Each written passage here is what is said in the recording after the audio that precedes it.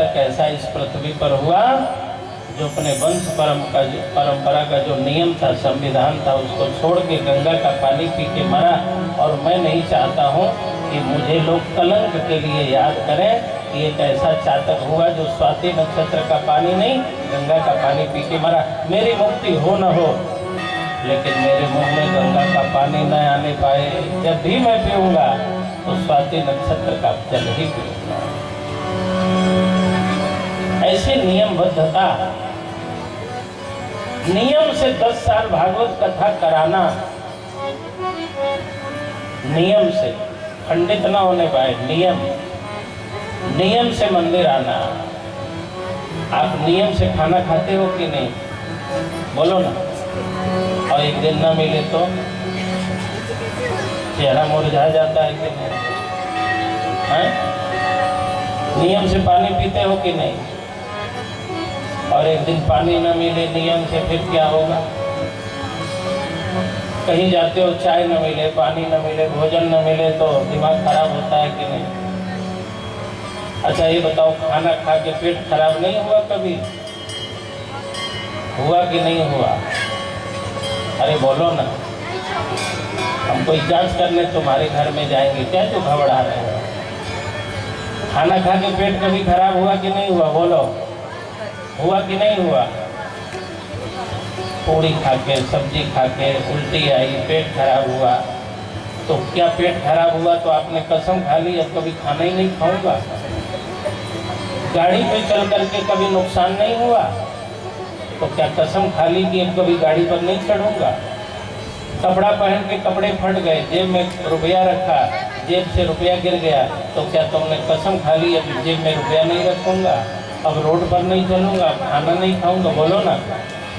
जिस खाना को खा के पेट खराब हुआ, 1-2 दिन बाद फिर वही खाना खाने लगे। जिस रोड पे चल के एक्सीडेंट हुआ उसी रोड पर चलने लगे। जिस जेब से रुपया निकला उसी जेब में फिर रुपये रखने लगे। तब तो नहीं कहा कि अब कभी खाना नहीं खाऊंगा, अब कभी जेब में रुपया नहीं रखूंगा। और एक दिन मंदिर आ रहे थे, चोट लग गई तो कसम खा ली अब कभी मंदिर नहीं आऊंगा। कथा में आए, चप्पल की चोरी हो गई तो कसम खा ली अब कभी कथा में नहीं जाऊंगा। हवन करते हाथ जल गया तो कसम खा ली अब कभी हवन नहीं करूंगा। आप धर्म ही छोड़ सकते हो, दूसरा क्या छोड़ सकते हो? एक दिन पानी छोड़ के देखना, एक दिन खाना छोड़ के देखना, छोड़ पाओगे? आप धर्म केवल छोड़ सकते हो। बच्चे नाराज होते हैं तो कहते हैं आज के बाद पूजा बंद, आज के बाद मंदिर जाना बंद। मंदिर ही आना बंद कर सकते हो, और क्या बंद कर सकते हो? भगवान के अलावा तुम्हारे पास छोड़ने का है क्या? और भगवान तो बड़े दयालु हैं, वो जल्दी नाराज नहीं होते हैं। लेकिन देखो, सब छूट जाए, धर्म न छूटने पाए। सत्यवादी हरिश्चंद्र ने अयोध्या का राज्य छोड़ा, पत्नी छोड़ा, बेटे को छोड़ा, सब छोड़ा, लेकिन धर्म नहीं छोड़ा। तो आज लोग उन्हीं को याद करते हैं ना, सत्यवादी हरिश्चंद्र बने हो क्या? धर्म मत छोड़ना, बाकी सब छूट जाए, कोई बात नहीं। सुखदेव जी कौन है? परमहंस है, हंस है। दूध पी लेते हैं, पानी छोड़ देते हैं। पानी क्या है? जगत है। दूध क्या है? ब्रह्म है। वो भगवान को ग्रहण करते हैं और जगत को छोड़ देते हैं। भगवान कैसे हैं? सत्य है। और सत्य कैसा होता है? कड़वा। सत्य कैसा होता है बच्चों? सत्य कैसा होता है? कड़वा होता है ना। कभी खा के देखा क्या? कैसे पता सत्य कड़वा होता है? मैं बताऊं, होता है कड़वा। राम नाम सत्य है कि नहीं?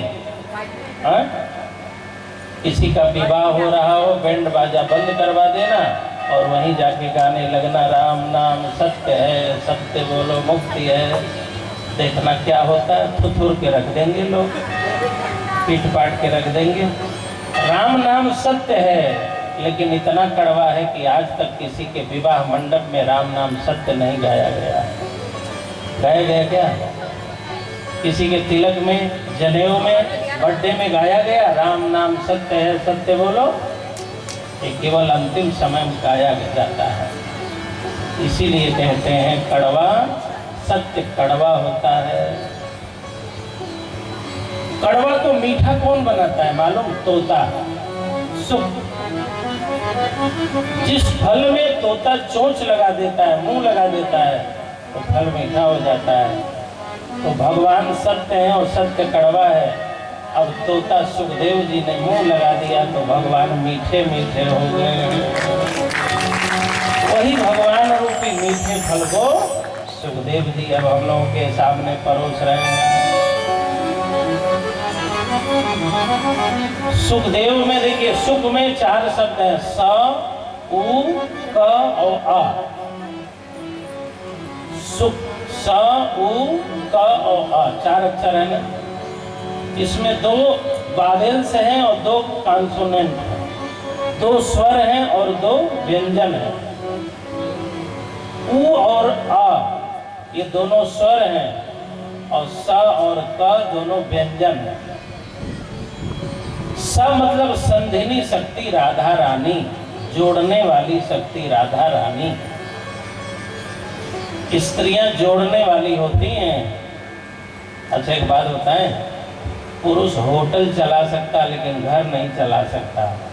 हमारी माताएं जोड़ने वाली न मिले ना तो कब का घर 50% घर बर्बाद हो जाए। एक तो सबसे बाद में खाना खाती है। अरे पति ने खा लिया, बच्चों ने खा लिया, सास ससुर ने खा लिया, तो सबसे बाद में खाती हैं कि नहीं? वो बात अलग है कि चखती रहती हैं शुरू से ही। खाना पूरा जूठा करके रख देते। और हम लोगों के लिए बनाना हो तब तो क्या कहना है। कढ़ाई चढ़ाया, कढ़ाई में तेल डाला, तेल में मिर्च और जीरा और हींग डाली और उसी में जब छौंक मारा तो छौंक गया नाक में और नाक से बहने लगा पानी और पानी गिरने लगा कढ़ाई में।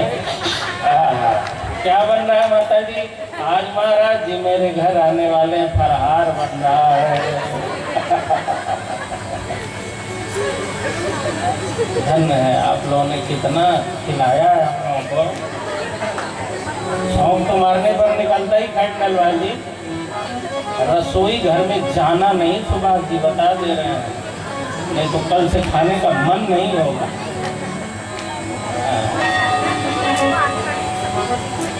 इसीलिए बाद में ये सब खाती हैं। नियम बनवा दिया, पहले पुरुष खाए, मतलब ऊपर का सारा ये वाला पुरुष की कटोरी में चला जाए तो बाद में माताएं खाएं। तो कितनी जोड़ करके मिला के परिवार को रखती हैं। पति से कहेंगे अरे चुप रहो जी, बच्चों से क्यों जवान लड़ाते हो? फिर बच्चों को कहेंगे क्यों पापा से लड़ते रहते हो, चुप रहो। ऐसे बोला जाता है क्या? जोड़ती हैं कि नहीं? माताएं जोड़ती हैं। ये ना हो ना ये सुई का काम करती हैं, कैंची का काम नहीं करती।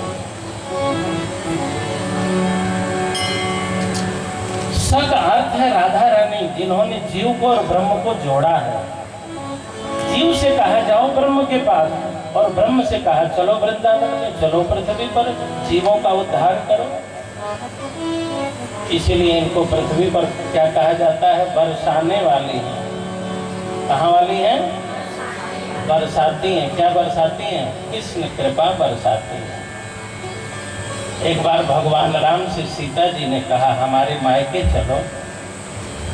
भगवान बोले तुम्हारे मायके में क्या है?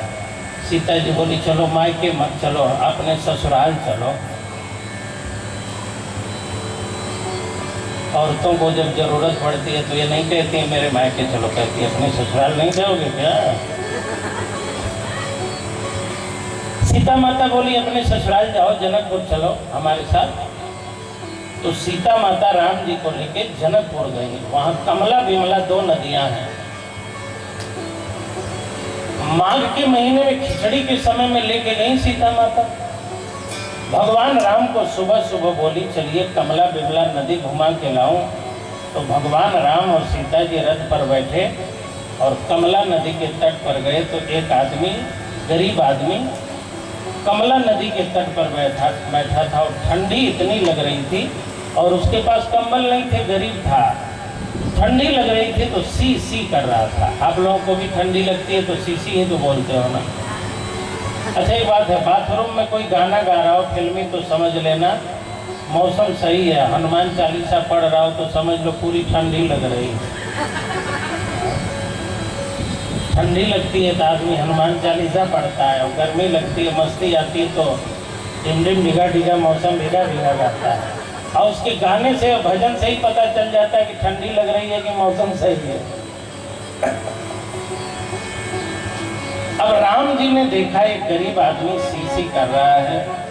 राम जी बोले, सीता जी तुम्हारे पिताजी इतने बड़े राजा हैं लेकिन गरीबों को कुछ दे नहीं पाते, देखो ठंडी के मारे सी कर रहा है। सीता जी बोली, सुनिए हमारे पिताजी कंबल नहीं दे पाए ये बात सही है, लेकिन वो ठंडी के मारे सी नहीं कर रहा है। राम जी बोले, तब क्या महामृत्युंजय मंत्र जप रहा है क्या, तब क्या कर रहा है? तो सीता जी बोली, ठंडी तो लग रही है लेकिन ठंडी के मारे वो सी नहीं कर रहा है। राम सीताराम कहना चाह रहा है, कह ही नहीं पा रहा। इतना सार्थक अर्थ कौन करेगा सीता जी के अलावा, राधा जी के अलावा, दुर्गा माता के अलावा? इसीलिए उनका नाम है बरसाने वाली। वो प्रभु की कृपा जीवों पर बरसाती है। अच्छा सुनो, ग्लेशियर का पानी जब पिघलता है तो ग्लेशियर का पानी यदि नर्मदा जी ना होती, गंगा जी ना होती, सरजू जी ना होती तो आपके मध्य प्रदेश तक ग्लेशियर का पानी आ पाता? पानी बिखर के न जाने कहाँ कहाँ चला जाता है। लेकिन ये नदियाँ अपने गर्भ के माध्यम से, रास्ते के माध्यम से आपके प्रदेश तक पहुँचाती हैं कि नहीं? इसीलिए नदियों को माँ कहा जाता है।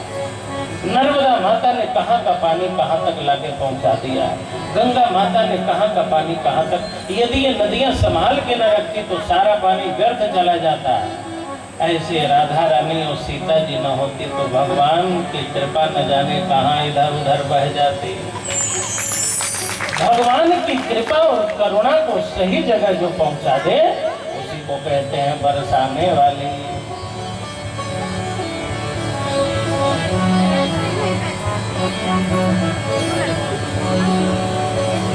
स का अर्थ है राधा रानी, संधिनी शक्ति।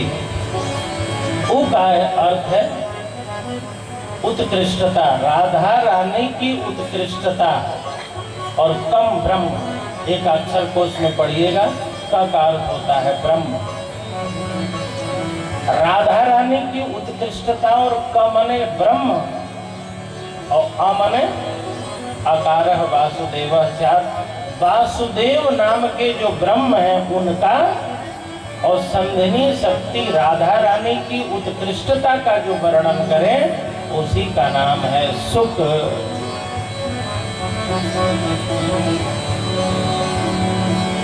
कड़वे ब्रह्म में अपना मुंह लगा करके जिसने ब्रह्म को मीठा बना दिया, ऐसे सुखदेव जी महाराज का आगमन हुआ है। राजा परीक्षित ने सुखदेव जी को प्रणाम किया और कहा, गुरुदेव हमें आप कथा सुनाइए। सुखदेव जी बड़े प्रसन्न हुए और सुखदेव जी ने कहा कि आराधना करो और साधना करो। आराधना और साधना, आराधना करना चाहिए और साधना करना चाहिए। आराधना किसे कहते हैं और साधना किसे कहते हैं? अंत काले तु पुरुष आगते गत साध्वसः छिन्द्या असंग शस्त्रेण स्त्रियां देहनुजे च तत्। साधना के 4 चरण हैं। आसन से बैठो, ऐसे नहीं, ऐसे नहीं, ऐसे बैठो। सुखासन से बैठो जैसे सुभाष जी बैठे हैं। टेंशन आसन में न बैठो। आप 1 घंटा भगवान के लिए ठीक से बैठ नहीं सकते और सोचते हो हमको भगवान मिल जाएंगे। तन पे नहीं लगता, चल दिया कलकत्ता। भगवान के लिए 1 घंटा बैठ तो सकते नहीं और सोचते हो भगवान मिल जाए। क्यों सोचते हो ऐसा? भगवान के लिए ठीक से बैठो। इसको कहते हैं सुखासन। आराम से बैठिए। साधना का प्रथम चरण है बैठना सीखिए। कहाँ बैठना है और कैसे बैठना है। चाय की दुकान में तो 2-2 घंटे बैठ जाओगे और कथा में 2 घंटा बैठना हो तो कमर में दर्द हो जाता है। ये माताएं होटल में जाए ना और होटल वाला कहे कि 1 घंटा बैठना पड़ेगा तब खाना मिलेगा, तो माताएं कहेंगी 4 घंटा बैठ लेंगे, वहाँ तो दर्द नहीं होता है। आसन से बैठना प्रथम चरण है। प्राणायाम, अपने श्वास पर ध्यान रखना और अच्छे लोगों के संग में रहना। देखो, साथ में रहना अलग है और संग में रहना अलग है। जब केवल तन किसी के साथ रहता है तो साथ कहलाता है, और जब किसी के साथ आप मन से रहने लगते हो तो संग कहलाता है। आप क्लास में पढ़ने जाते हो बच्चों, तो बहुत बच्चे रहते हैं, सबके संग साथ में आप बैठते हो, लेकिन वो संग नहीं हुआ। लेकिन अब आपने किसी को अपना मन दे दिया तो संग हो गया।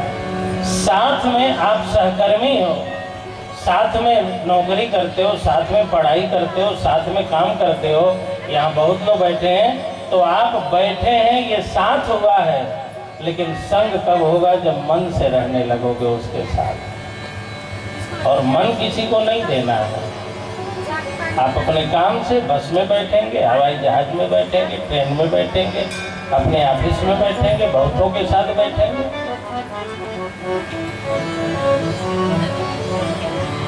गलत आदमी के संग नहीं बैठना है, मतलब गलत आदमी में मन नहीं लगाना है। और जितेंद्रियता, कुछ भी नहीं खा लेना है, पवित्र खाना है। विचार करके खाना है कि ये जो हम खा रहे हैं इसका भोग लग सकता है कि नहीं, ये मेरे स्वास्थ्य के लिए लाभदायक है कि नहीं। जीव की खुशियों के लिए नहीं खाना है, तन के स्वास्थ्य के लिए खाना है। ये 4 काम आप कर रहे हैं तो समझ लो ये साधना हो गई। साधना का संबंध शरीर से है। साधना होगी तो शरीर स्वस्थ रहेगा। अब मन के लिए आराधना। आराधना के 3 चरण हैं। जप करो, ध्यान करो और प्रार्थना करो। जब हम माला पे राम राम जपते हैं ना, राम, अच्छे बताओ, रा में रा दिख रहा है, लेकिन रा में आ की जो मात्रा है वो दिख रही है क्या? आ की मात्रा नहीं दिख रही है। रा दिख रहा है लेकिन रा में आ है वो नहीं दिख रहा है। स्वर नहीं दिख रहा है, व्यंजन दिख रहा है। तो जब हम राम कहते हैं तो इसका अर्थ होता है ईश्वर का अनुसंधान। वर्णों का बार बार उच्चारण करना जप नहीं कहलाता है। ईश्वर के अनुसंधान को जप कहते हैं। हम लोग नहीं समझ पाते हैं तो बार बार शब्दों का उच्चारण करते हैं, लेकिन ईश्वर का अनुसंधान एक बार भी नहीं करते हैं। जब सीताराम कहें तो सोचो, ओहो, सी दिख रही है लेकिन सी में ई नहीं दिख रही है। ऐसे जगत दिख रहा है लेकिन जगत का परमात्मा नहीं दिख रहा है। लेकिन जैसे सी में ई है ऐसे जगत में परमात्मा है। इसको जप कहते हैं। अच्छा, जब जप करते हैं ना हम लोग माला पर, तो ये जो जप करते हैं उससे 100 गुना अधिक लाभ लिखने में होता है। जब हम लोग राम नाम लिखते हैं, और देखिए भगवान के सब नाम हैं, कोई भी नाम आप लिख सकते हो, नमः शिवाय, दुर्गा जी का कोई भी नाम, लेकिन राम नाम को वरदान मिला हुआ है कि संसार में भगवान के जितने नाम हैं उन समस्त नामों में राम नाम सर्वश्रेष्ठ है। राम सकल नामंते अधिका। तो आपको जिस नाम में रुचि है, श्रद्धा है, उस नाम को लिख सकते हैं, लेकिन राम नाम सबसे ऊंचा है। और दुनिया के जितने मंत्र हैं वो सब श्रापित हैं। गायत्री मंत्र श्रापित है। श्राप विमोचन करके गायत्री मंत्र जपेंगे तब गायत्री मंत्र का लाभ मिलेगा। महामृत्युंजय मंत्र भी श्रापित है, श्राप विमोचन करके आप जपेंगे तब लाभ मिलेगा। दुर्गा सप्तशती के मंत्र भी श्राप विमोचन करना पड़ता है, तब लाभ मिलेंगे। एक राम नाम ही ऐसा मंत्र है जिसको सबका आशीर्वाद मिला है, राम नाम को कोई श्राप नहीं मिला है। किसी भी स्थिति में कभी भी आप राम नाम जप सकते हैं, कभी भी, सो रहे हो, जग रहे हो, शुद्ध हो, अशुद्ध हो, अरे राम राम नहीं, मरा मरा भी जप लो तो भी लाभ मिल जाएगा। ऐसा राम नाम है। तो जो जप करते हैं उससे 100 गुना अधिक लाभ लिखने में मिलता है। इस मंदिर में राम नाम लेखन का बैंक भी है ना सिंह साहब। सारी कापियां जब लिख जाती हैं, यदि अयोध्या के तरफ जा रही हो, और भी तीर्थों में बैंक है राम नाम बैंक, लेकिन अयोध्या के तरफ जा रही हो तो जब जिस स्थान में हम रहते हैं वहाँ के हम ट्रस्टी हैं, श्री मणिराम दास सावनी सेवा ट्रस्ट। उसी ट्रस्ट में सीताराम नाम बैंक का सबसे बड़ा कार्यालय है। उस कार्यालय में एक चावल पर, जो चावल आप खाते हो ना, चावल इतना बड़ा होता है ना, तब इतना बड़ा 108 राम नाम लिखा है। आना हम एक सरसों के दाना पर 108 राम नाम लिखा है।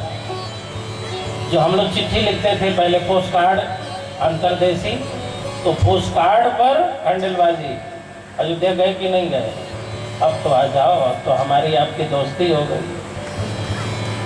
पोस्ट कार्ड पर 700 गीता के श्लोक लिखे, पूरी गीता जरा सोचो। हम लोग चिट्ठी लिखते हैं तो एक पोस्ट कार्ड पर पूरे घर का समाचार लिखना हो तो जगह कम पड़ जाती है ना।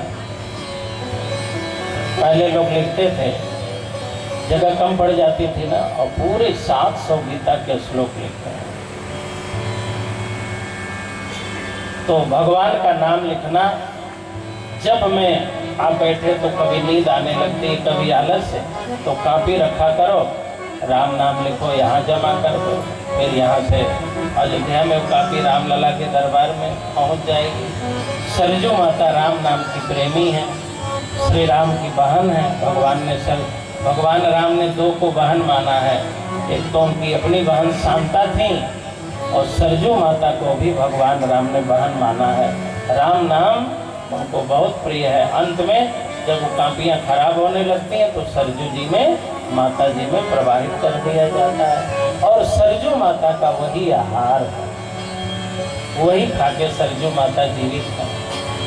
और जितनी नदियां हैं, मुझे लगता है माता नर्मदा और सरजू अभी सबसे पवित्र नदियों में है, अभी बहुत कम दूषित हुई हैं। मध्य प्रदेश में तो नर्मदा माता की कितनी महिमा है, और अवध में सरजू माता की महिमा है। तो जप करें और ध्यान करें। ध्यान केवल भगवान का ही न रखें, भगवान का ही न करें, अपने घर के बड़े बूढ़ों का भी ध्यान रखें, पड़ोसी का भी ध्यान रखें, दूसरों का भी ध्यान रखें, और फिर प्रार्थना करें भगवान से। जो काम परिश्रम से न हो, पुरुषार्थ से न हो, उसके लिए प्रार्थना कर लेना चाहिए। पुरुषार्थ का बहुत महत्व है, लेकिन दुनिया के सारे कार्य केवल पुरुषार्थ से होने वाले नहीं हैं, केवल मेहनत होने वाले नहीं हैं, प्रार्थना भी करनी पड़ती है।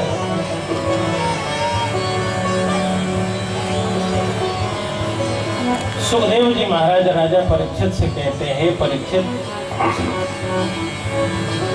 तुम क्या सुनना चाहते हो, मैं तुम्हें सुनाऊंगा। तो परीक्षित जी ने कहा, गुरुदेव आपने बताया,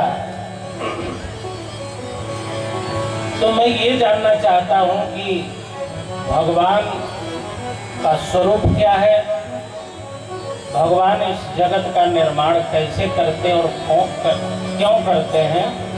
तो मैं जगत को, जगदीश को, जीव को और माया को जानना चाहता हूँ।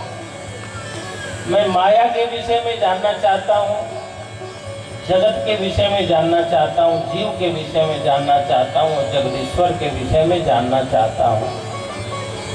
कृपा करके बताइए। तो सुखदेव जी कहते हैं, परीक्षित, जैसे आपने मुझसे प्रश्न किया कि ठीक इसी प्रकार से प्रश्न एक बार विदुर जी महाराज ने मैत्रेय ऋषि से किया था। विदुर जी ने कहा, परीक्षित जी ने कहा, गुरुदेव मुझे तो श्राप लगा है कि 7वें दिन मर जाऊंगा, तब मैंने आपसे पूछा है। विदुर जी के साथ क्या हुआ था कि विदुर जी ने मैत्रेय जी से पूछा, क्या विदुर जी ने भी कथा का श्रवण किया?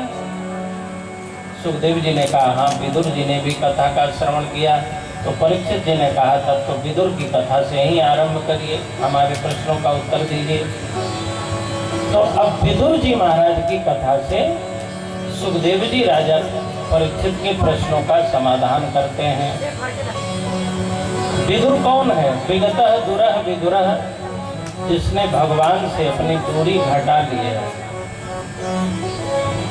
आप बताओ, ईमानदारी से बोलना सभी लोग, आपको कभी आभास हुआ कि हमारे अंदर क्रोध है? कभी आभास हुआ? लोभ हमारे अंदर है, कभी आभास हुआ? काम हमारे अंदर है, कभी आभास हुआ? लेकिन सच बताओ, आपके अंदर भगवान है, ये कहाँ आभास हुआ? ये नहीं आभास होता है। तो हम लोग कहते हैं कि सबके अंदर भगवान है, लेकिन भगवान का आभास नहीं हो पाता है। काम का आभास आपको हुआ होगा कि मन में कामना जग गई। क्रोध का आभास हुआ होगा कि अब मुझे क्रोध आ गया, तभी तो कहते हैं बच्चों हट जाओ, अब दिमाग खराब हो गया, पीट दूंगा।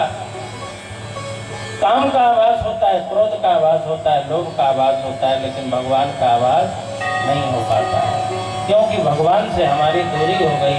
विदुर किसे कहते हैं? जिसने भगवान से अपनी दूरी कम कर ली है। सच बता दो बिहारी जी से प्यार कितना? कभी आकलन करो, विचार करो, हम भगवान के कितने नजदीक हुए हैं। सच बता दो बिहारी जी से प्यार कितना, सच बता दो बिहारी जी से प्यार कितना, सच बता दो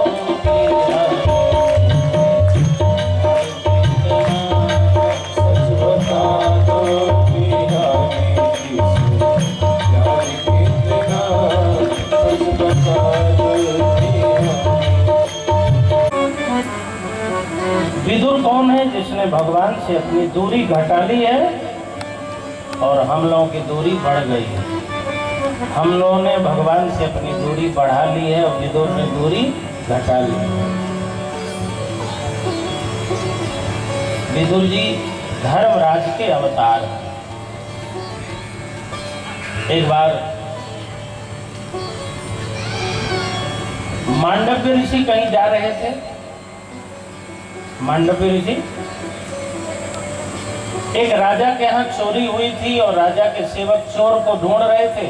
चोर तो मिला नहीं, मांडव्य जी मिल गए और उनके आश्रम के अगल बगल माल भी मिल गए, चोरी का माल। तो चोरों ने राजा से बताया, महाराज चोर तो नहीं मिले, लेकिन महाराज जी के आश्रम के बगल में माल मिला है, हो सकता है महाराज जी ही चोरी की हो। राजा ने आओ देखा न ताओ, कहा कि गिरफ्तार करके सूली की सजा पर लटका दो। अब मांडव्य जी को सूली की सजा दे दी गई। अपराध नहीं था, लेकिन दंड मिल गया। सूली थोड़ी भी गड़ी नहीं, चोर नीचे उतारे और चरणों में गिर पड़े। महाराज आप सचमुच में महात्मा हैं। सूली की सजा जिसको मिलती हो तो बहुत जल्दी मर जाता है, आप बच गए, हम लोग नहीं समझ पाए, आपको क्षमा करिए। मांडव्य ऋषि ने कहा कि राजा के दरबार में ले जाओ, तुम लोग तो निमित्त हो, मुख्य कारण तो राजा है, उसने दंड दिलवाया था ना, हम उससे बात करेंगे।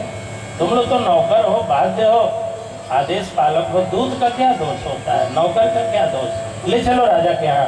राजा के दरबार में मांडव्य जी पहुंचाए गए। राजा चरणों में गिर पड़ा। मांडव्य ऋषि ने कहा कि राजन चलो, तुम्हें भी दंड नहीं दूंगा, तुम भी माध्यम ही हो, दंड का विधान तो धर्मराज जी करते हैं। चित्रगुप्त को भेजते हैं, जाके दंड दो। चलो धर्मराज जी के यहाँ चलते हैं। अब मांडव्य जी धर्मराज जी के यहाँ गए। मांडव्य ऋषि ने कहा धर्मराज जी बिना अपराध के दंड क्यों दिया गया? मैंने कौन सा अपराध किया था कि सूली पे लटकवा दिया हमें? अरे भाई, इंजीनियर नक्शा बनाता है और मिस्त्री लोग पुल बनाते हैं, मकान बनाते हैं। पहले नक्शा बनता है तब तो मकान बनता है। तो चित्रगुप्त ने हिसाब किताब नोटिस काटा होगा तब तो दंड दिया जाएगा। पहले FIR होती है तब पुलिस पकड़ती है या कोई आपत्ति होती है। तो हमारे भाग्य में दंड लिखा था तब तो मुझे पकड़ के सूली पर लटकाया गया। खाता वही खोलो, बताओ मेरे भाग्य में क्या लिखा है? जमराज जी ने कहा, धर्मराज जी ने कहा, गुरुदेव बुरा न माने तो आपकी बात मैं कह दूं। मांडव्य ऋषि ने कहा बताओ। तो धर्मराज जी ने कहा कि पिछले जन्म में आप जब 5 वर्ष के थे तो आप खेलते खेलते वन की तरफ गए और वहां टिड्डियां मिल गई, टिड्डी पक्षी। उनके पूंछ में आपने काटा घुसेड़ा, उसी पाप के कारण आपको भी दंड विधान किया गया कि आपको सूली की सजा दी जाए। महाराज आप महात्मा हैं, कहने लायक बात नहीं है, लेकिन पाप आपने भी किया था। जानबूझ के नहीं किया था, अनजाने में किया था, अबोध अवस्था में किया था, 5 वर्ष की आयु में आपने किया था। अच्छा सुनो, 5 वर्ष से कम अवस्था के बच्चे यदि अपराध करें तो उसका फल किसको मिलेगा जानते हैं? या तो सो रहे हो तब मिलेगा दंड। आपने देखा होगा छोटे छोटे बच्चे सोते सोते कभी कभी हंसने जैसा मुंह बनाते, देखा है? और कभी कभी रोते रोते मुंह बनाते हैं, रो रहे हैं जैसे बनाते, देखा है ना? वो पिछले जन्म का जब कोई पाप रहता है तो जमदूत आके डराते हैं, बदमाश मारो, बदमाशी तुमने बहुत किया है। तो बच्चे जमदूतों को देख करके रोने जैसा मुंह बनाते हैं। बच्चे हैं तो उतना ही दंड दे करके बात समाप्त। और उन बच्चों ने पूर्व जन्म में कोई पुण्य किया है और मिलना है उसी समय, तो देवता लोग आकर के और उसे खिलाते हैं, गुदगुदाते हैं और अच्छा अच्छा भेंट देते हैं, तो बच्चा मुस्कुराने लगता है। तो पुण्य का, सत्कर्म का फल और पाप का फल सोते समय दे दिया जाता है बच्चों को। अच्छी बात बताओ, 5-7 साल का बच्चा कोई गलती करे तो आप डंडा चला दोगे क्या?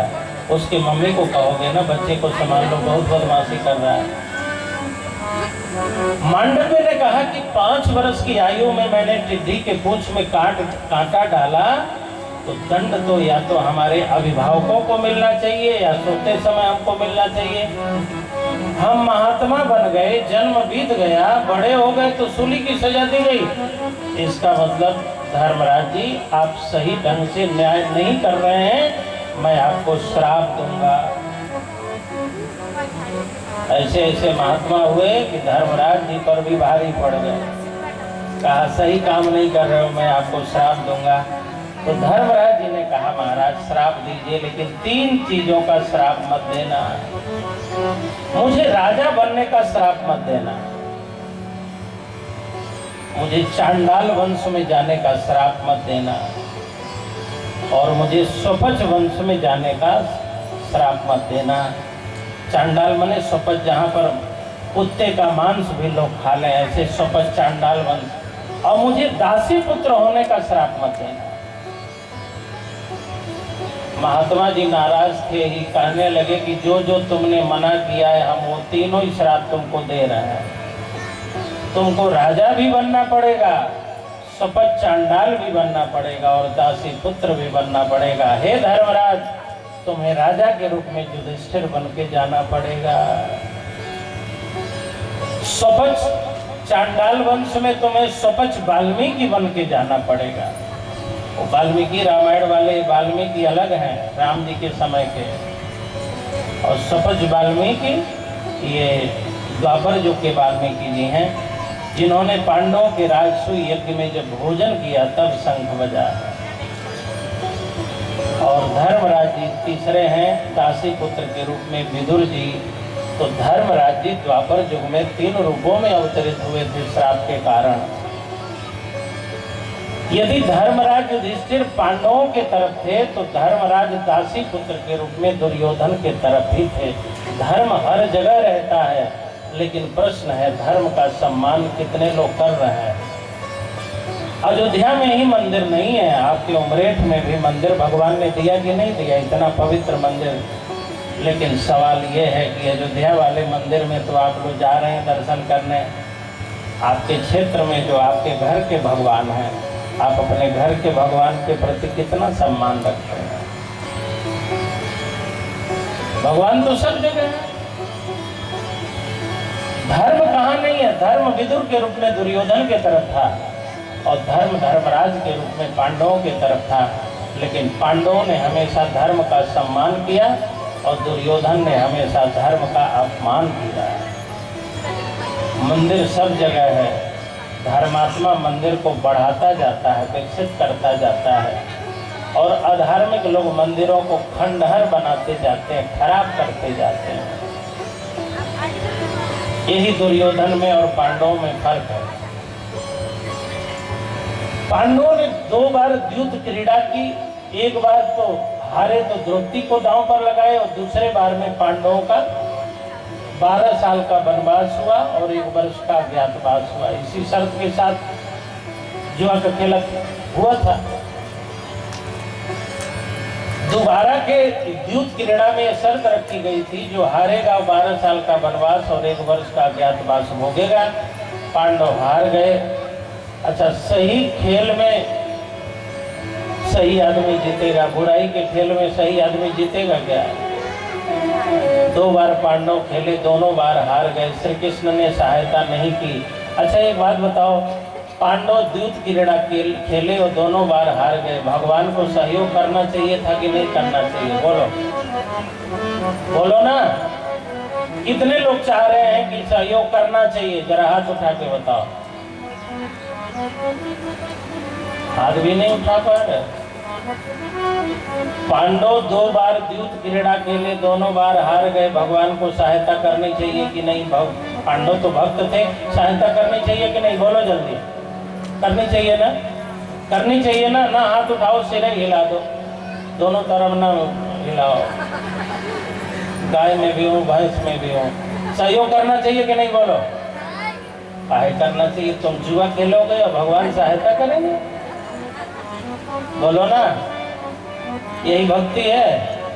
अच्छा, एक बात बताओ, शराब पी के आओगे तो बाप थप्पड़ मारेगा कि वाह वाह करेगा? बोलो। तो भक्त हो के पांडव जुआ खेल रहे थे और भगवान सहायता करेंगे, इस आशा से कभी भक्ति न करना। हनुमान जी गंदे खेल में कभी सहायता करने वाले नहीं हैं, वो तो अच्छे खेल में सहायता करेंगे। राम जी के अच्छे खेल में पूंछ में आग लगवा लो। हाँ? अच्छा, एक बात बताओ, सीता जी की चोरी हुई ना, पत्नी किन की चुराई गई? बोलो जल्दी। भाभी किन की चुराई गई?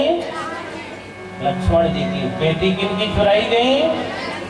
बहू किन की चुराई गई? और पूंछ किसकी जलाई गई? का लेना देना था? पत्नी राम जी की, भाभी लखन जी की, बेटी जनक जी की, बहू दशरथ जी की, और पूंछ गई हनुमान जी। कोई लेना देना था हनुमान जी का? लेकिन संत ऐसा ही होता है, संबंध भले कुछ न हो, लेकिन जगत के कल्याण के लिए संत वह है जो अपनी पूंछ में आग लगवा देता है। परोपकार वचन मन काया, संत सहज स्वभाव खगराया। लाभ की दृष्टि से देखा जाए तो हनुमान जी का क्या लाभ है? न भाभी अपनी है, न माता जी अपनी है, न बेटी अपनी है, लेकिन बहू। लेकिन सवाल है, जो चुराई गई है वो भारत की तो है, अपने देश की तो है, अपने धर्म की तो है।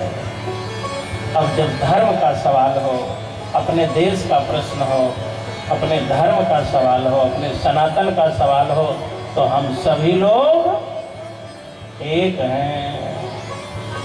सभी लोग, हम लोग एक हैं, 2 नहीं हैं।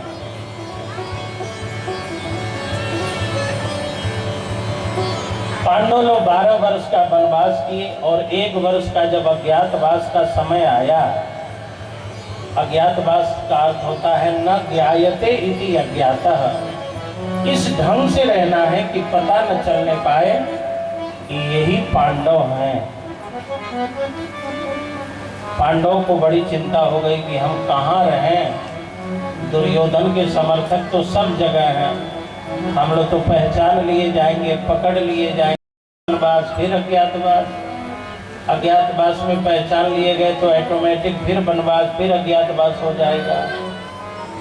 तब पांडवों ने भगवान कृष्ण को याद किया, हे प्रभु अब तो सहायता कर दीजिए। भगवान आ गए। भगवान ने कहा, धर्मराज युधिष्ठिर, तुम जुआ तो बहुत खेलते हो लेकिन खेलने आता नहीं है। तुम कंक नाम के ब्राह्मण बन जाओ, राजा विराट की नगरी में चले जाओ, राजा विराट के साथ रहना और 1 साल जुआ का खेल खेलना सीख लेना। युधिष्ठिर जी बोले, सरकार अब खाई सो खाई, आगे खाई सो राम दुहाई, अब कभी हम जुआ नहीं खेलेंगे। भगवान बोले, अभी तक अपने मन से खेले, अब हमारे मन से खेलो। 1 साल खेल लो, सीख लो, ताकि कभी अवसर आए तो हारना मत। तुम जब जाना राजा पूछे कौन हो तो कह देना मैं कंक नाम का ब्राह्मण हूं। अर्जुन तुम बृहंदला बन जाओ, अर्धनारी बन जाओ, तुम्हें श्राप लगा है ना। राजा विराट की नगरी में जाओ, उसकी पुत्री को संगीत विद्या सिखाओ, साड़ी पहन लो। गांडीवधारी को एक दिन साड़ी पहन करके साल भर समय बिताना पड़ा। माताओं बहनों बंधुओं में एक बात कहता हूँ, बहुत अच्छा संदेश है। जीवन में कभी ऐसा संकट का समय आ सकता है कि आप भक्त हो, सज्जन हो, अच्छे हो, बलवान हो, धनवान हो, तब भी शायद छिप के रहना पड़े, तब भी शायद दुख में रहना पड़े। उस समय ये कथा याद कर लेना कि गांडीवधारी यदि 1 वर्ष छिप के रह सकते हैं, जिनके ऊपर भगवान की करुणा थी, जो कृष्ण के सखा थे, तो मैं भी 1 साल छिप के रहूँगा। यदि गलत नहीं हूँ तो मुझे शर्म नहीं करना है। ये कथाएं हमारा संबल बनती हैं, हमारा बल बनती हैं, हमारी सहायता करती हैं।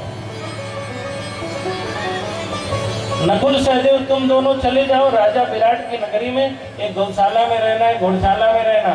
द्रौपदी तुम दासी बन के चली जाओ, रानी के पास रहना, 1 वर्ष तक रानी की सेवा करना, बाल साफ करना, स्नान करवाना। श्री कृष्ण जिस द्रौपदी को बहन कह के बुलाते थे, एक ऐसा समय आया जब द्रौपदी को दासी बन के रहना पड़ा था। आज हम भागवत में उनकी कथा सुन रहे हैं, लेकिन उनका जीवन कितना संकटपूर्ण था। कोई महलों में मौज करने वाले कोई भक्त नहीं है, सब तपस्वी हैं। और आप 3 घंटा बैठ के कथा सुनते हो, ये तपस्या ही तो है। हम तो फिर भी गद्दे पर, कूलर बगल में है, आप तो ऐसे बैठे, ये तपस्या ही तो है। आप राजा महाराजा की कथा नहीं सुन रहे हैं, आप तपस्वियों की कथा सुन रहे हैं। अब भीम का समय आया तो भगवान ने कहा, भीम दादा तुम्हारे लिए बड़ा मुश्किल है, तुमको छिपाना बड़ा कठिन है। भीम ने कहा, तो क्या मैं जाके नदी में कूद जाऊं, मर जाऊं? मेरे लिए क्यों मुश्किल है? भगवान ने कहा, भीम दादा 1.25 कुंटल लड्डू तो तुम जलपान में खाते हो, लंच और डिनर बाकी है, कौन तुमको साल भर इतना खिलाएगा? और जो खिलाएगा उसका शेयर मार्केट एकदम लुढ़क के नीचे आ जाएगा। इसका मतलब है अपनी आदत इतनी खराब मत बनाओ कि कहीं जाके रहो तो कोई रख ही न पाए। उतना ही खाओ, उतना ही उपयोग करो, उसी तरह से रहो कि एक गरीब के दरवाजे पर भी रहो तो वो भी खुशी से, आनंद से आपको रख सके। आप अपनी आदतें अपने घर में रखो कि एसी में मैं रहता हूँ, ये खाता हूँ, वो खाता हूँ, अपने घर में खाओ। दूसरों के घर में तो जितना प्राप्त है उतना ही खाओगे ना। भगवान ने कहा, भीम दादा तुम्हें छिपाना बड़ा मुश्किल है, लेकिन एक काम बताता हूँ, तुम वल्लभ नाम के रसोइया बन जाओ। भीम जी ने कहा, रसोइया के पास प्रभु बर्तन होना चाहिए, मैं जाऊंगा राजा के यहाँ, और मैं कहूँगा रसोईया हूँ तो राजा कहेगा दिखाओ अपनी कढ़ाई, दिखाओ कोई बर्तन।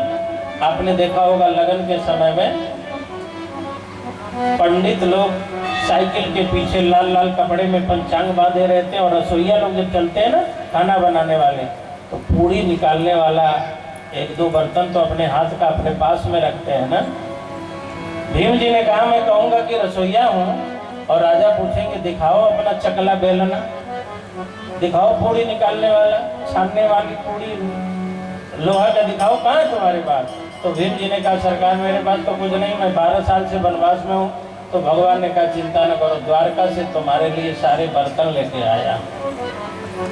भीम के आंखों में आंसू आ गए, वाह मेरे प्रभु, द्वारका से मेरे लिए बर्तन लेके आया। भगवान ने कहा भीम रसोईया में 2 गुण होने चाहिए, रसोई स्वादिष्ट बने और भोजन बर्बाद न होने पाए। कोई भोजन कितना भी बढ़िया बनाए और रोज फेंका जाए तो उस रसोईया की प्रशंसा नहीं हो सकती। भगवान ने कहा भीम आशीर्वाद देता हूँ, राजा के यहाँ जब तुम भोजन बना के खिलाओगे तो लोग अंगुली चाटेंगे, मेरे आशीर्वाद से इतना बढ़िया भोजन बनाओगे।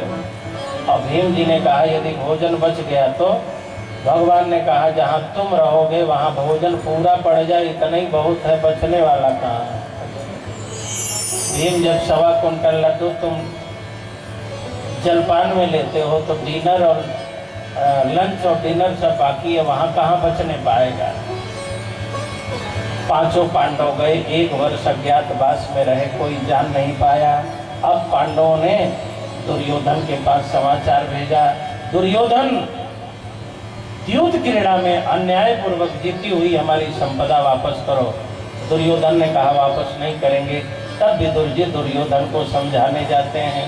दुर्योधन को बहुतों ने समझाया, लेकिन विदुर जी ने और भगवान कृष्ण ने जब समझाया तो दुर्योधन ने विदुर जी का अपमान किया और भगवान कृष्ण का अपमान किया।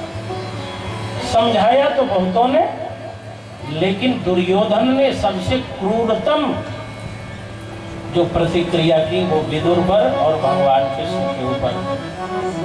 विदुर जी कौन थे? महामंत्री थे, धृतराष्ट्र के भ्राता लगते थे, धर्मराज के अवतार थे,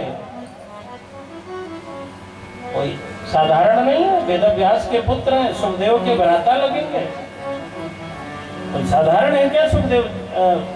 विदुर जी महाराज विदुर नीति के व्याख्याता हैं, सारी दुनिया में विदुर नीति प्रसिद्ध है।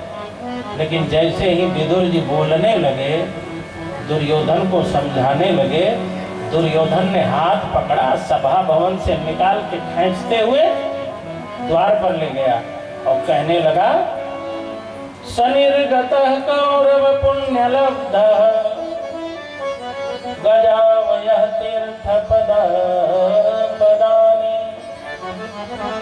स्वयं धनुर्द्वार निधाय मायां गतव्यथो या दुर्मानयानः।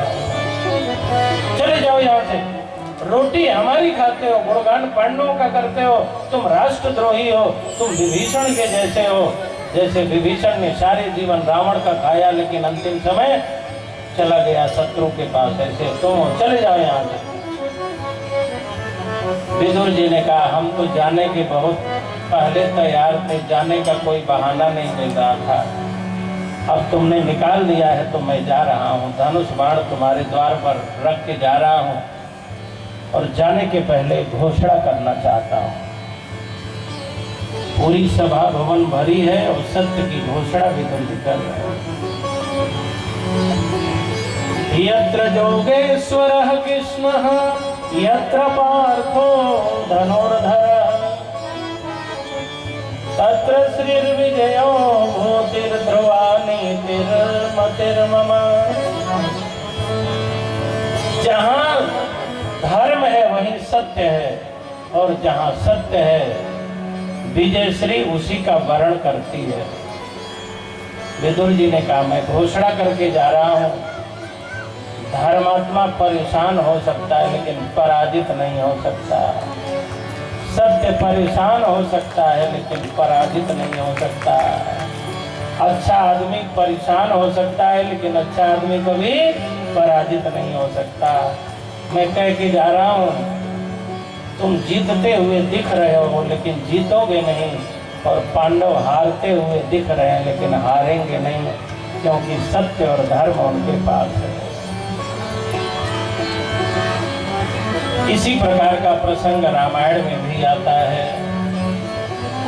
दुर्योधन ने विदुर जी को निकाला, रावण ने विभीषण को निकाला। रावण जब ही विभीषण त्यागा, रावण जब ही विभीषण त्यागा, भयो विभव बिनु भवहि अभागा, भयो विभव बिनु भवहि अभागा, हस कहि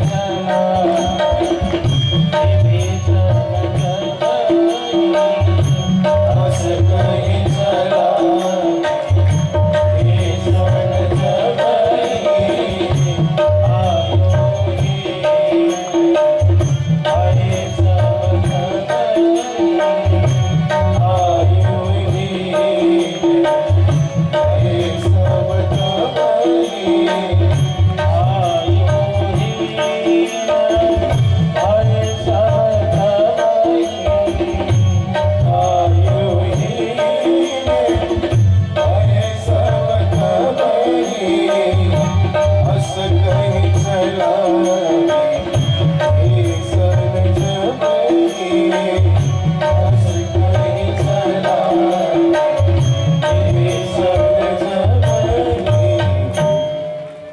विभीषण के जाते ही आयुहीन भय सब तबहि, सब आयुहीन हो गए।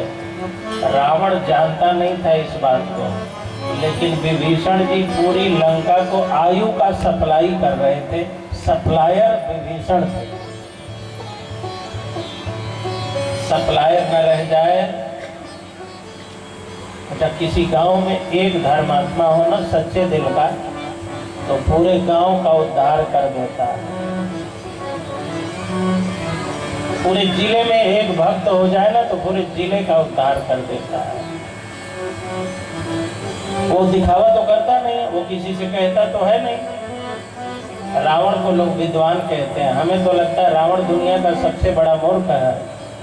अपने सप्लायर को नहीं पहचानता था कि आयु कौन दे रहा है। बताइए, मूर्ख था कि नहीं? आपका हितैषी कौन है ये नहीं जानते हो, अब तुम्हारा नुकसान कौन कर रहा है ये नहीं जानते हो, तो तुमसे बढ़कर के अज्ञानी और मूर्ख कौन हो सकता है? किन अर्थों में रावण को आप विद्वान कहते हैं, जरा बताइए। अच्छा, विदुर जी जब घर छोड़कर महल छोड़ करके निकाल दिए गए, जाओ यहाँ से जाओ, तो भरी सभा में लोग हंसते व्यंग करते रहे। तो विदुर जी जब अपने घर में आए, सभा भवन से, पुरुषों की एक प्रकृति होती है कि वो बाहर कितनी भी गाली खा के आए, लेकिन घर में जब आते हैं तो हंसते हुए आते हैं, ताकि हमारी घरवाली को न पता चल जाए कि आज हम गाली खा के आ रहे हैं। और जिस दिन पुरुष हंसते हुए आए, समझ लेना चोट लगी है आज कस के। पुरुष नॉर्मल रहेंगे ना तो मुंह ऐसे बनाए रहेंगे, लेकिन जिस दिन कुछ गाली वाली डांट वाट खाए होंगे उस दिन तो हंसते आएंगे बिना मतलब के। अब बहुत खिखियाते आ रहे हो तो समझ लो चोट लगी है यार। और पत्नियां तो बहुत चालाक होती हैं, तुरंत पहचान लेती हैं। विदुरानी तुरंत समझ गई। थोड़ी वापसी बढ़ाओ भैया बाइक वाले।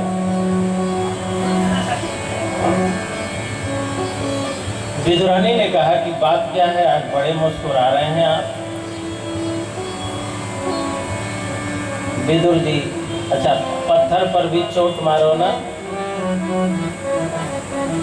पानी निकल जाता है कि नहीं? जितनी नदियां निकली हैं सब पत्थरों से ही निकली हैं। बड़ी बड़ी जितनी नदियां निकली हैं सब पत्थरों से निकली हैं कि नहीं? जो बहुत कठोर दिखते हैं ना, वो सबसे कोमल होते हैं, और जो बहुत कोमल दिखते हैं ना वो सबसे कठोर होते हैं। विदुरानी ने पूछा, आज आपको देख के ऐसा लग रहा है जैसे कुछ घटित हुआ, क्या हुआ? तब विदुर जी कहने लगे, देवी, जिस राष्ट्र और समाज की हमने इतनी सेवा की, उस समाज और राष्ट्र के उत्तराधिकारी दुर्योधन ने भरी सभा में मेरा हाथ पकड़ करके सभा भवन से बाहर कर दिया। उस सभा में पितामह बैठे थे, कर्ण बैठा था, कृपाचार्य, द्रोणाचार्य, किसी ने हमारा समर्थन नहीं किया। मेरा मन कहता है अब इस राज्य में रहना नहीं चाहिए। जहाँ धर्म बोलने पर प्रतिबंध हो, जहाँ सच्चाई बोलने पर प्रतिबंध हो, उस राष्ट्र में क्यों रहना है, उस राज्य में क्यों रहना है? विदुरानी ने कहा, पतिदेव, मैं तो पहले से चाहती थी कि दुष्ट का घर छोड़ दिया जाए। अच्छा, आज की होती तो क्या कहती? आज की पत्नी होती और पतिदेव कहते कि नौकरी से हमें निकाल दिया गया, तो आज की पत्नी कहती कि चलो FIR कराते हैं, कोर्ट चलेंगे, घसीट के रख देंगे, कैसे नौकरी छोड़ देंगे। लेकिन विदुरानी को जब पता चला कि विदुर जी दुर्योधन के सभा से निकाल दिए गए, तो विदुरानी बोली, ये तो भगवान की बड़ी कृपा हुई कि आपको अपमानित करके दुर्योधन ने निकलवा दिया। अच्छा, आप नौकरी से निकाले जाओ और पत्नी कहे भगवान की बड़ी कृपा है कि नौकरी चली गई, तो मन करेगा कि थुथुर के रख दें? क्रोध आए कि नहीं आएगा? विदुर जी निकाल दिए गए और विदुरानी कहती हैं भगवान की बड़ी कृपा है। अब देखो, दुख में और विपरीत परिस्थिति में भी भक्त कैसे भगवान की कृपा का, अनुकंपा का अवलोकन करता है। विदुर जी ने कहा, कैसे भगवान की कृपा है, मैं तो निकाल दिया गया, तुझे कृपा दिख रही है? तो विदुर जी की पत्नी बोली, पतिदेव, आप न निकाले जाते और महाभारत युद्ध होना है तो आप किधर से लड़ते? विदुर जी बोले, दुर्योधन के तरफ से ही लड़ते। विदुरानी बोली, तो दुर्योधन के तरफ से आप रहते और लड़ते तो मरते कि बचते?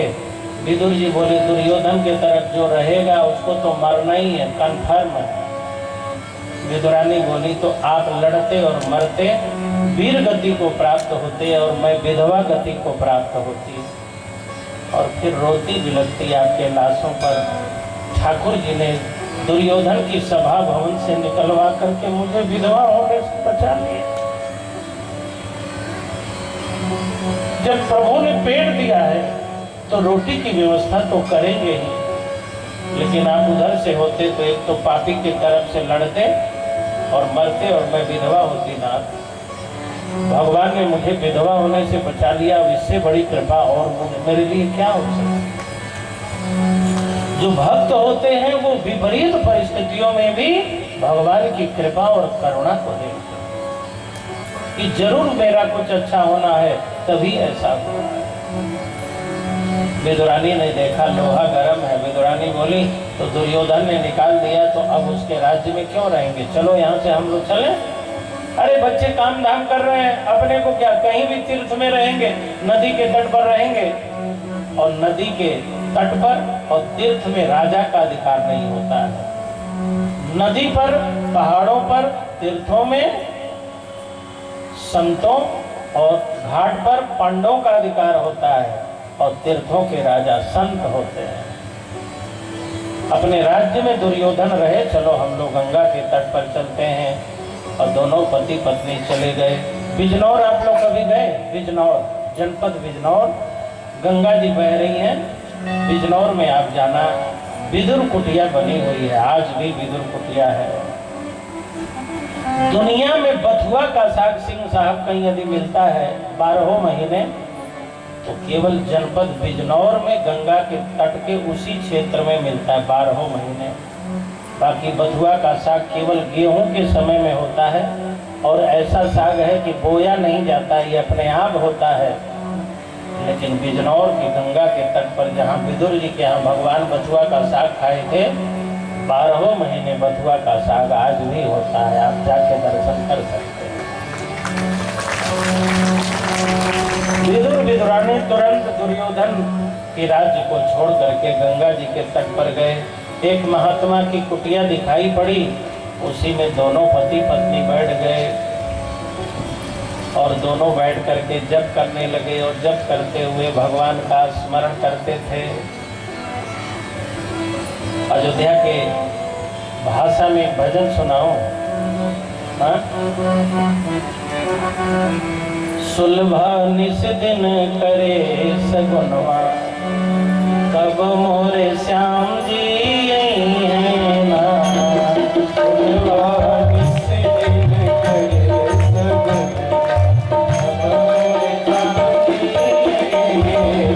मोरे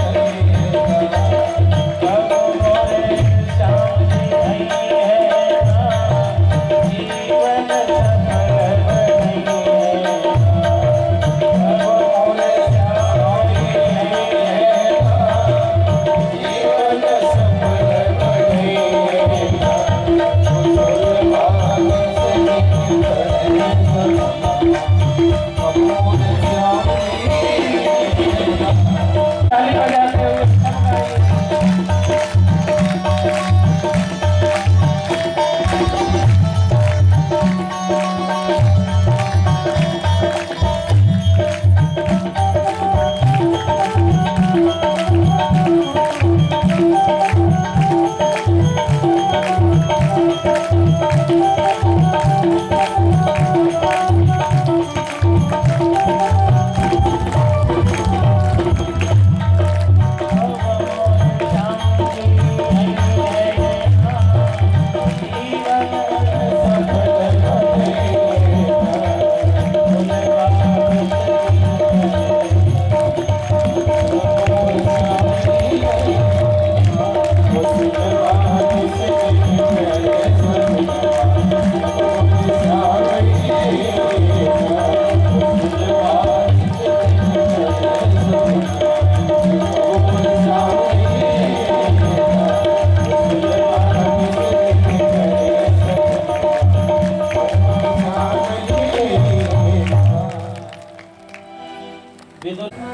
सगुन कर रही है। सगुन जानते हैं आप लोग? जब चिट्ठी पत्री का भी समय नहीं था, फोन तो था ही नहीं, मोबाइल तो था ही नहीं, तो मेहमान आएंगे कि नहीं, सगुन मनाया जाता था। मालूम कैसे? नहीं मालूम? गाय का गोबर गणेश जैसा बना लेते थे और दूब उसमें डाल देते थे। और डलिया जानते हो? डलिया, उसी में गाय के गोबर को गणेश बना के दुर्बा डाल करके और ऐसे पलट देते थे। यदि गणेश जी सीधे हो गए तो मेहमान आने वाले हैं, हमारा बेटा इस बार दीपावली में जरूर आएगा। माँ पकौड़ी की तैयारी करने लगती थी, इस बार बेटा आएगा, चने वाले बेसन की पकौड़ी बना के खिला। पेड़ा बना बना के माताएं रखती थीं, घी निकाल निकाल के। बेटा गया था नौकरी करने, न चिट्ठी आई न संदेश आया, लेकिन सगुन कह रहा है। सुलभा देवी गाय के गोबर को गणेश बनाती, दूब डालती और डलिया में डाल के सगुन करती। रोज गणेश जी सीधे हो जाते, पतिदेव को बताते, सुनो जी सगुन निकला है, कन्हैया जरूर आए। विदुर जी ने कहा, देवी श्री कृष्ण दुर्योधन के समधी लगते हैं। दुर्योधन से भगवान का रिश्ता था। दुर्योधन की बेटी लक्ष्मणा का विवाह भगवान के पुत्र सांब के साथ हुआ था। दुर्योधन ने विदुर का अपमान किया। समधी जी से जिसकी न पटती हो उसके यहाँ दूसरे वाले समधी जी जाएंगे, बोलो, अरे बोलो ना कि सब मौनी बाबा हो। लेकिन विदुर विदुरानी दोनों सगुन करते थे। विदुर जी कहते थे, देवी हमने सत्य और धर्म का साथ दिया तो दुर्योधन ने निकाल दिया हमें, लेकिन ठाकुर जी आके चरण रख देते तो हम दुनिया को बता देते कि सत्य और धर्म का जो पक्ष लेता है दुर्योधन भले निकालते हैं लेकिन भगवान आते हैं। और देवी यदि भगवान नहीं आए ना तो धर्म बदनाम हो जाएगा। लोग कहेंगे कि विदुर ने सत्य और धर्म का पक्ष लिया लेकिन भगवान जी तो आए नहीं, घर द्वार और चला गया। एक दिन भगवान ने कहा, मैं जाऊंगा दुर्योधन को समझाने के लिए, समधी है मेरा, संबंध है। भगवान रथ पर विराजमान हुए, कौरवों की भरी सभा में आए। विदुर जी को पता चला है कि मैंने समझाया, दुर्योधन नहीं माना, अब भगवान जी आए हैं समझाने। जरा चलता हूँ, देखता हूँ कैसे भगवान जी समझाते हैं। एक समय था कि विदुर जी राजा के बगल में जगह पाते थे। आज जब विदुर जी आए तो भीड़ में सबसे पीछे बैठे हैं। अब पद नहीं रहा ना, पद का क्या भरोसा, जब तक पद है तभी तक कद है, पद गया कद गया। अच्छा, जिस पद के जाने पे अपना कद छोटा हो जाए, उस पद को पाकर के इतना मद क्यों होता है? प में और म में बहुत अंतर नहीं है। प में एक लकीर निकलती और म में दो। पद पाके मद न होना, क्योंकि इस पद का कोई ठिकाना नहीं, कब चला जाए। विदुर जी उसी सभा में थे, सबसे पीछे बैठे थे, किसी ने आगे नहीं बुलाया। अब पद नहीं है तो कौन बुलाएगा? और भगवान आते ही दुर्योधन को समझाने लगे। दुर्योधन ने कहा कि सब आते ही लेन देन की बात करने लगे। आप आते ही लेन देन की बात करने लगे कि पांडवों का आधा राज्य है, दे दो, वापस कर दो, तुम बड़े बेईमान हो। आते ही उल्टा पुल्टा यही लेन देन की बात। केशव, आप मेरे समधी हैं, चलो जरा 56 भोग बना है, भोजन तो कर लो। दुर्योधन सोचता था प्रभु खा लेंगे तो बोल नहीं पाएंगे। अच्छा, आप ले लोगे तो बोल पाओगे, जेब में माल रख लोगे तो बोल पाओगे। दुर्योधन को लगा चलो भोजन करा दे, तब तो इच्छुक हो जाएंगे, बोल ही नहीं पाएंगे। भगवान ने कहा, दुर्योधन, भोजन 3 प्रकार से होता है। या तो आदमी भूखा हो तो मांग के भी खा लेता है, मैं भूखा नहीं हूं, मैं खाऊंगा नहीं। या सामने वाला प्रेमी हो तो जबरदस्ती भी खिला देता है। मैं भूखा नहीं हूं, तेरे मन में प्रेम नहीं है, मैं भिखारी हूं नहीं, भिखारी हूं नहीं, भूखा हूं नहीं। भिखारी होता तो मांगने की आदत होती, भूख हो ना हो भिखारी मांगते हैं। मैं भिखारी हूं नहीं, भूख लगी नहीं है, तेरे मन में भाव है नहीं, तो मेरे पास ना अभाव है ना तेरे पास भाव है। जब भाव ही नहीं है, अभाव भी नहीं है, तो भोजन क्यों होगा? दुर्योधन ने कहा जब भूख लगे तब खा लेना। भगवान ने कहा खाऊंगा, किंतु तेरे घर नहीं खाऊंगा, तेरे घर अन्याय का है, और अन्याय का भोजन करने वाला। देखिए, सनातन ने भोजन पर बहुत विचार किया। किसी का भी नहीं खा लेना है, कुछ भी नहीं खा लेना है। देखो, 3 जगह भोजन होता है, घर का भोजन, मंदिर का भोजन और होटल का भोजन। घर में क्या भाव रहता है? आप खाओ हम खिलाएं, यही भाव रहता है ना। और होटल का क्या भाव रहता है? तुम खाओ हम कमाएं। और मंदिर का क्या भाव रहता है? आप खाओ, हम कौन होते हैं खिलाने वाले, तो हम सब ठाकुर जी का प्रसाद है। इसीलिए ठाकुर जी के मंदिर के प्रसाद में जो स्वाद आता है, अपने घर में बनाते रहो, स्वाद आएगा। क्यों? तुम खाओ हम खिलाएं, हम खिलाएं, हम आ गया ना। लेकिन मंदिर में हम खिलाएं ये भाव नहीं आता है, हम कौन होते हैं खिलाने वाले। इसीलिए मंदिर के स्वाद, मंदिर का प्रसाद एक अपूर्व स्वाद का बोध कराता है। भगवान ने कहा मैं तुम्हारे घर भोजन नहीं करूंगा, क्योंकि भोजन में 3 प्रकार के दोष होते हैं, जाति दोष, कर्ता दोष, निमित्त दोष। लहसुन प्याज खा लो, एक बदबू आने लगेगा, ये जाति दोष है। कर्ता दोष है, अपवित्र ढंग से कमा के खिला रहा है तो उसका दोष लग जाएगा। और निमित्त दोष, बनाने वाला